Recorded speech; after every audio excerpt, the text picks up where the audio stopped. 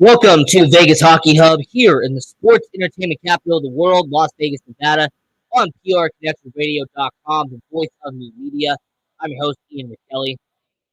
And here on this show, we have done a lot about Henderson Silverman. We talked about the Savannah Ghost Pirates, the ECHL. We have gone over the UNLV Rebels hockey for college hockey. And even with junior hockey, we have the Las Vegas Thunderbirds. But the NHL farm system is a lot more complex. As a matter of fact, with the NHL farm system, every single team has one. Wow, shocking. No. But when it comes to the NHL farm system, who has the best farm system in hockey? Who has the best farm system out of all 32 teams in the NHL? And more importantly, where do your Vegas Golden Knights rank out of all 32 teams in the NHL? As a matter of fact, before we even start the rankings, go to the chat down below and put in the comments where do you have the Vegas Golden Knights ranked in terms of farm system rankings? Do you think they're towards the bottom, around the middle, or are you someone who thinks they have the best farm system in all hockey? You let me know. You comment down below before we start off this farm system ranking here on Vegas Hockey Hub, talking about the NHL farm system rankings for 2023. So we're going to start this out by going from the worst to the best, okay? And we are going to start out with an organization who, not despite the fact that has a older roster, but this is an organization that is not being built for the future, an organization who unfortunately has not been preparing itself in terms of farm systems, and as a matter of fact has the worst farm system in hockey, and that would be going to the Washington Capitals. I mean, look, you have LePerriere, Borkstrom, McMichael, Johansson. There is some solid talent with the Washington Capitals, but the problem with them is that majority of these guys are either 1 year away or multiple years away. These prospects aren't, ultimate first round talent. There isn't first round pick after first round pick after first round pick. As a matter of fact, there's certain players on this list that have been prospects for a couple of years now in the NHL. So it's taken a long time for two of these guys to become seasoned prospects. And that's something you don't really see in the modern NHL.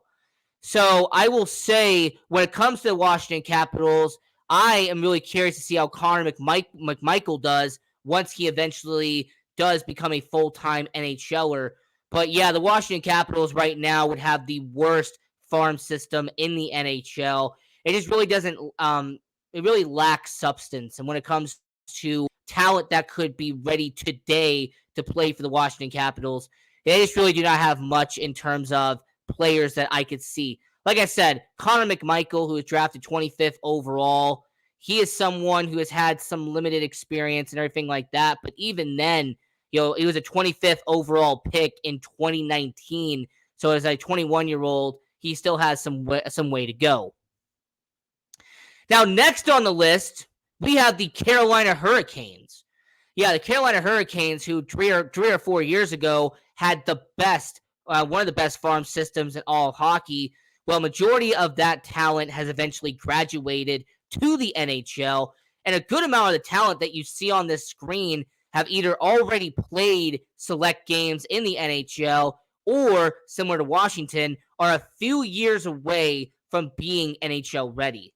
This is a Carolina Hurricanes team that, for example, I'm just going to point out Dominic Bach. He is a player for the Carolina Hurricanes that I could see eventually becoming a good player. But the thing about him, as 22 years old, a player they got from Germany, he was 25th overall. That was in the 2018 NHL draft. This is a guy who has 2 whole seasons in the AHL, has had 28 points as a AHL player. So this is someone who, despite being drafted first round in 2018, is still classified as a prospect because he has never played a game in the NHL. So for a 22-year-old from Germany, that'll be interesting to see what happens there. Ryan Suzuki, for any Golden Knights fans out there, yes, that is the brother of former Vegas Golden Knight first-round pick Nick Suzuki. Jack Drury, who is the son of former Colorado Avalanche Chris Drury. So the Carolina Hurricanes, they would be towards the bottom because once again, majority of their prospects have already graduated and are now playing NHL hockey consistently. At 30th, we have from the Pittsburgh Penguins, and this situation is just unfortunate because there's majority of their prospects have already spent time in the NHL. And, Ty Smith, Alexander Nylander, these are guys who were former first-round picks. But, with the Pittsburgh Penguins, they just don't have a lot in terms of their system. As a matter of fact, when you talk about someone like Alexander Nylander, who, by the way, shout out to his brother and William Nylander, I mean, this is a guy who is on a one-year deal with the Pittsburgh Penguins. 24 years old, was drafted in the top 10 in 2016. And once again, he's just stuck in the minors. He's been doing that for the last 2 seasons, being in the AHL, despite being a top 10 pick. You also have Ty Smith, a defenseman, somebody that they brought over in a deal, 22 years old, former 17th overall pick in 2018, but yet has spent majority of this year in the AHL. So, the Pittsburgh Penguins are not really there in terms of what they have in terms of future prospects. At number 29, very similar to the Carolina Hurricanes, 2 teams above, the Colorado Avalanche. So many of their players are now NHLers. When you're talking about Cale Makar, when you're discussing Bowen Byram, oh man, so much of the talent that Colorado had that was once a top 5 farm system have now gotten their graduation and are now in the NHL. So, their depth and their pieces in the AHL and the ECHL and in junior hockey are just not there because the Colorado Avalanche have so many players who have graduated and are now in the NHL. Now, Shane Bowers is an interesting story. Shane Bowers, 28th overall in the 2017 NHL draft. Shane Bowers was part of the Matt Duchene trade back in November of 2017. When the Colorado Avalanche traded Matt Duchene to the Ottawa Senators, Shane Bowers was one of the prospects that came back in that deal. Interesting enough, Bowen Byram was also somebody that was in that trade as well as Shane Bowers. So, it's a situation where he has been stuck with the Colorado Eagles playing in the AHL. And for someone who was drafted in the first round of the 2017 NHL draft to have only played 1 game with the Colorado Avalanche, really disappointing for Shane Bowers. So I would say him, but the fact that 3 of the 5 players you see on your screen, Bowers, Kamenev, and Steinberg, the fact that they all came from the Matt Duchene trade in 2017, and none of them have really made contributions to the NHL when it comes to the situation in Colorado. So, to me, it's just fascinating to see how, Stenberg, how Kamenev, and how Bowers are going to contribute to Colorado eventually at some point. Kamenev at 26 years old right now playing in the KHL, and that's his current situation now. At number 28, we have a former President's Trophy winner team, and that is the Florida Panthers. So the only person that I would really spotlight with this situation is Alexei Hypniemi. Because with him, it's going to be fascinating to see what happens in Florida with that situation, because he is a player right now that has played a few games. He's had a cup of coffee in the NHL.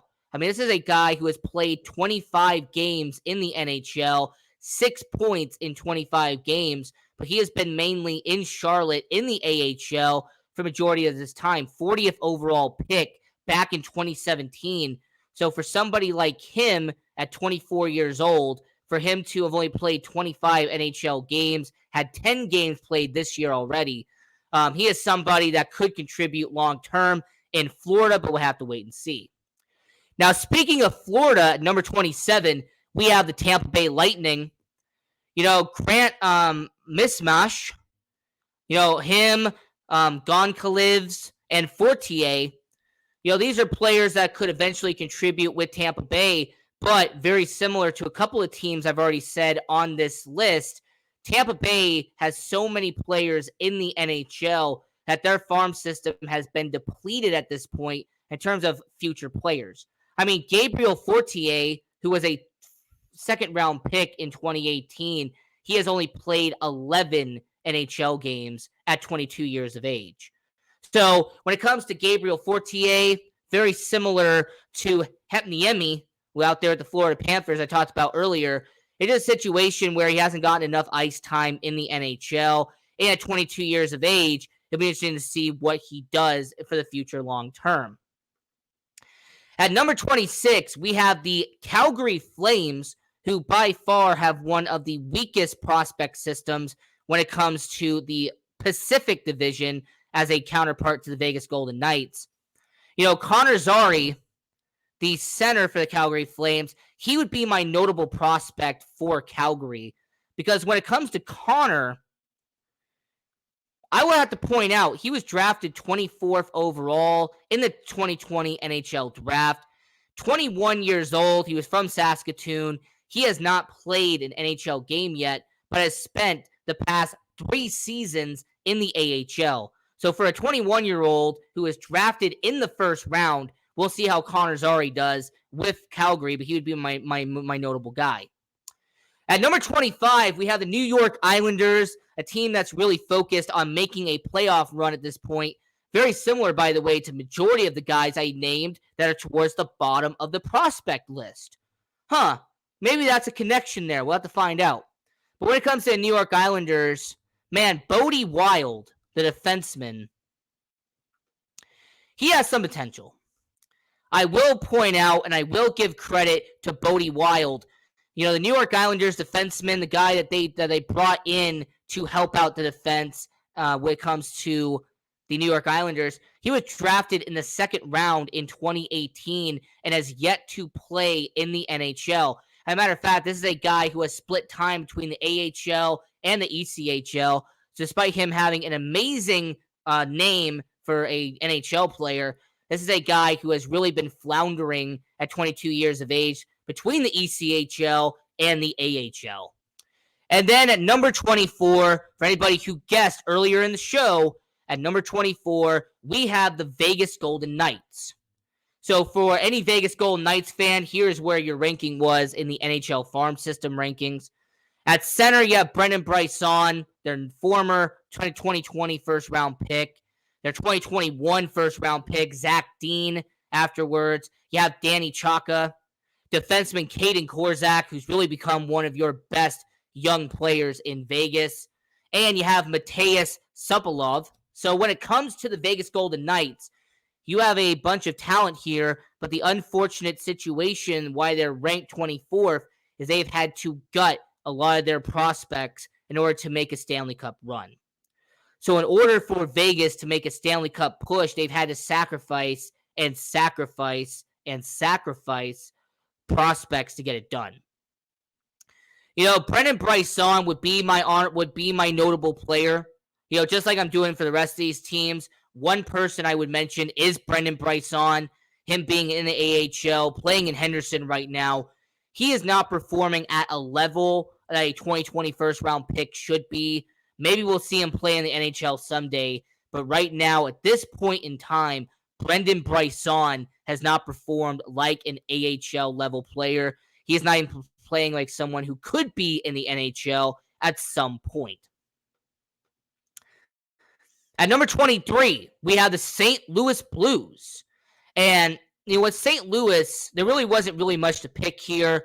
Similar to a lot of teams on this list, the St. Louis Blues battling for a playoff spot year after year. Well, when you go to the trade deadline and you acquire players, you have to trade some of them. You have to get rid of players in order to get it done. Now, St. Louis being at 23. Number 22 would be the Philadelphia Flyers. Bobby Brink would be someone I got to mention real quick. So with Bobby Brink from the Philadelphia Flyers. This is a player who currently right now was drafted in the second round in 2019. I mean, 21 years old. He has had 10 games in the NHL, but he has mainly been in the college hockey, playing for University of Denver, had a little bit of time in the AHL for Lehigh Valley. But for a 21-year-old, someone drafted in the second round, Bobby Brink, the right wing, he would be someone you got to watch out for in Philadelphia. If he eventually plays more games in the NHL, he'd be someone on the bottom six to watch out for. Number 21, the Toronto Maple Leafs. Well, the Toronto Maple Leafs, the situation here is very similar to a lot of the teams I've mentioned so far. They're trying to win a championship. They want to win a Stanley Cup in the NHL. But in order for them to do that, their prospect pool is underwhelming. Their prospect pool is not what they're worrying about right now. They're worried about Austin Matthews, William Nylander, Mitch Marner, John Tavares winning a Stanley Cup. So for Toronto being at 21, it makes a lot of sense when you understand that aspect. Very similar to number 20, the Boston Bruins. I mean, this is a Boston Bruins team that you have Michael DiPietro, who you got in a trade from the Vancouver Canucks. John Beecher, someone that they also have in their system right now. But with the Boston Bruins, they have the best record in the NHL. So at number 20, it's not surprising to see how the Boston Bruins do not have a great farm system at this point. At number 19, you have the Edmonton Oilers. Edmonton Oilers, Tyler Benson, Oliver Rodrigue. You have Luka Metzenberger. I mean, the Edmonton Oilers right now, Connor McDavid, Zach Hyman, their talent right now is based off of getting to the playoffs. You probably have picked up on this theme at this point in time. Majority of the teams I have mentioned, they are not trying to win they're not trying to win prospects right now. They're trying to win a Stanley Cup. Number 18, the Chicago Blackhawks. I'll give credit where credit is due. Frank Nazar will be a really good player for them, but because the Chicago Blackhawks neglected rebuilding for the longest time, now it's eventually caught up to them. They have the worst record in hockey and only number 18 ranking in terms of farm systems to show for it. Eventually, they'll turn that around over time, but as of right now, their negligence of trying to not do a rebuild has really affected Chicago now long term. Number 17, we have the best record in the Western Conference in the Dallas Stars, the number 1 seed in the West right now. Number 2 would be the Vegas Golden Knights as of this recording. And you know what? The Dallas Stars makes a lot of sense when you comprehend that, Thomas Harley, Riley Tuft, they have a few guys there, but there really isn't much that you really talk about. It's mainly depth now with the Dallas Stars organization. At number 16, let's go to New York. Let's talk about the New York Rangers. Gerard Gallant and that system that's being built in New York. They really care about going out and winning a championship. They were in the Eastern Conference Finals not even a year ago. So majority of their prospects are either players currently in the AHL or players in junior hockey who are a few years away. Number 15, the Vancouver Canucks. Jet Wu, shout out to that right there. But the Vancouver Canucks are in a weird limbo right now where the Vancouver Canucks are bad and are selling off assets at the trade deadline. So this list is definitely going to change over time. But as of right now, the Vancouver Canucks are average. They are at number 15 when it comes to prospects. Number 14, the Nashville Predators, a team that's slowly starting a rebuild. I will say Fedor Shekrev. He is a center right now, a good player that's up and coming for Nashville. He'll be someone that'll be on that team in the future. But yeah, Nashville, they're around the top 15. Not bad for Nashville. At number 13, we have a team that's above Vegas in their division, and that is the San Jose Sharks. I will give credit to Philippe Bystedt because he will be a guy that will eventually contribute to San Jose. Cameron Lund is going to be someone you have to watch out for. But yeah, the San Jose Sharks having 2 up-and-coming guys, and they have a few players in the top 100 prospect list on their roster. So San Jose is a team that over a couple of years is eventually going to finish that rebuild, and they're going to be a good team overall. Now at number 12, we have a team that was the number 1 farm system not even that long ago. They have dropped to number 12 in the 2023 NHL farm system ranking because so many of their guys graduated to the main roster. Quentin Byfield, for example, he is someone that has eventually been promoted. But, Alex Turcotte, you have, Elias Anderson, Brant Clark, Tobias Bornfoot, and you have Arthur Koliev as well. So when it comes to Los Angeles Kings being at number 12, it's not a bad thing, but expect them to eventually go lower and lower on this list. The LA Kings right now have the 3rd best record in the Western Conference, the 2nd best record in the Pacific. So the LA Kings, I expect them to trade one of these guys at the trade deadline if I had to do a hunch on that. Number 11, let's go over to the Minnesota Wild. Shout out to Marco Rossi, by the way, Jesper Wallstedt, and Carson Lambos. The Minnesota Wild are in an interesting position. You have a veteran goalie in Marc-Andre Fleury. You have Philippe Gustafsson, who's a young goalie under Marc-Andre Fleury to eventually replace Fleury as their goalie. But the Minnesota Wild having, Kirill Kaprizov and Matt Boldy, this team does have a bright future, and I think having the number 11 farm system has a lot to do with that.